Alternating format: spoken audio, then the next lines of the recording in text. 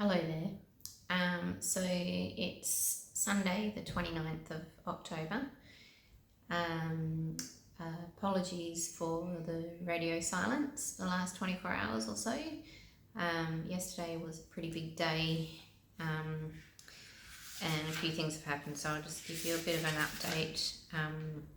I've made some notes because the last update I did, I have since realised I left some information out. So I just wanted to make sure I cover everything. So I think in the last update I talked about what had been removed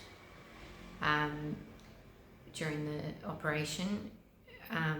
That was not incorrect, but I did leave a bit of information out, so I'm just going to run through that first.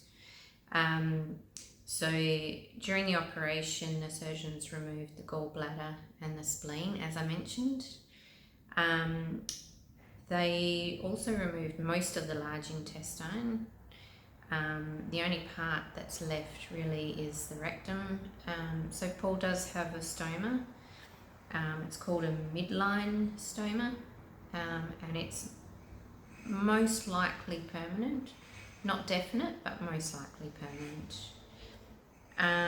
They also removed a little bit of the small intestine, and of course the appendix. Out of the surgery, there's a score that the surgeon wrote down which indicates how much of the disease was removed.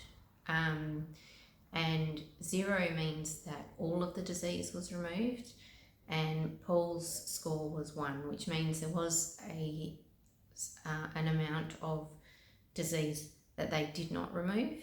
And today we asked the question about where that is located and what the implications of that are. And they told us the disease that's still there is on the small intestine, and the rating that they gave it tells us that it's some small nodules, they call them, which is like a really small tumour, less than 2.5 millimetres in size, which is basically the smallest size that they can see with the naked eye. And they were comfortable leaving that behind because the two different types of chemo are quite effective in dealing with nodules of that size. So the expectation or the hope is that the chemo that he's been having directly into the abdominal cavity will treat those remaining nodules, and then he will come out of this disease free. What else? The medications that he's on. Most importantly, out of all of that, the liver, kidneys, the pancreas and the stomach, all of which are fairly important, were disease-free and are in good condition, and so they didn't have to do anything to them. So that's really, really good news.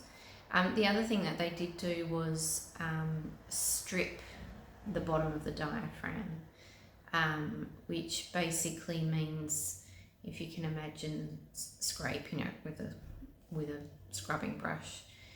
So as you can imagine, the diaphragm doesn't really like that, and so that's left him feeling pretty uncomfortable and pretty sore, and I'll talk through that in a minute.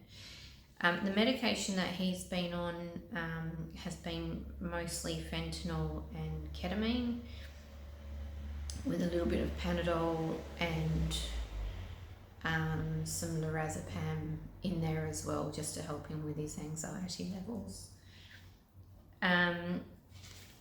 So yesterday was a pretty rough day for Paul. The ketamine dose that he was getting through the self-administered pump turns out was a bit too much, and he started having some pretty decent hallucinations, which he did find a bit distressing. So they've pulled that back and taken it off the self-administer pump, and now just giving him a smaller, much smaller dose that he can't control, which seems to be enough to keep his pain under control without him going on a wild trip. So when I got there this morning, he had a reasonable night's sleep. He'd had 4 or 5 solid hours without really any interruption from the nursing staff, which was fantastic. His pain was much more under control. He was kind of annoying the nurses, I think, a bit by asking them a million questions, but you know, that's actually normal for Paul, so it tells me that he's feeling better. What else? So the Epic, which is the chemo treatment into the abdomen that he's been having after the surgery. Today was the 3rd day of that, and they told us this morning today will be the last day of that. So he's very pleased to have that over and done with.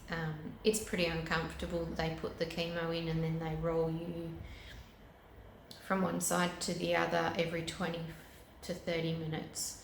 And of course, every time they move him, it's pretty uncomfortable and quite painful for him. So he's pleased that that's finished. The other thing that happened today was 2 of the cannulas that he had in his forearms have been removed. So he's sort of starting to get ready to have a few less tubes on him. So in the last couple of hours that I was there, he really perked up. His colour got really good. He was breathing better. His blood pressure was good. His oxygen levels were good. And he was pretty chirpy actually, and feeling, well, not good, but feeling better. So I think the expectation is tomorrow he should start to really turn a corner and feel a lot better. The doctors have said tomorrow you will improve probably quite dramatically. He also stood up today and sat in the chair for a while. He stood up, sat down, stood up, sat down, which, you know, as you can imagine, is uncomfortable, but he's doing it. What else? That's all I had to report, really. He has asked me to convey how grateful he is for everybody's support, and I have been reading out all of your messages to him while he's been lying there, and he's had a giggle and he's had a tear in his eye, and he's, every emotion under the sun. So he is really grateful, and he can feel your support, and so thank you, everyone.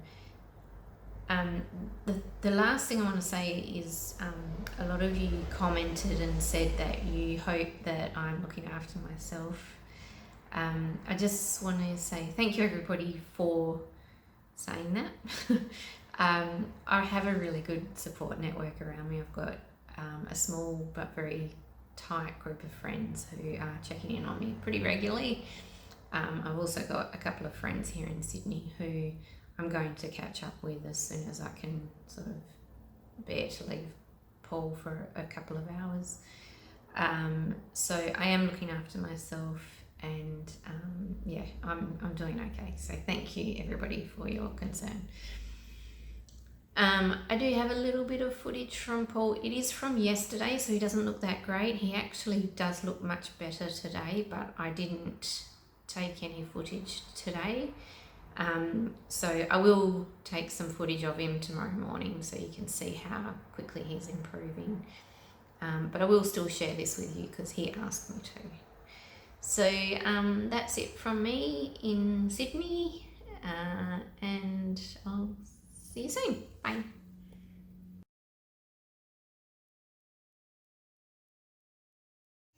Hi everyone. So I'm not going to talk too loud because I'm in the ICU. So Paul's just had his second epic treatment.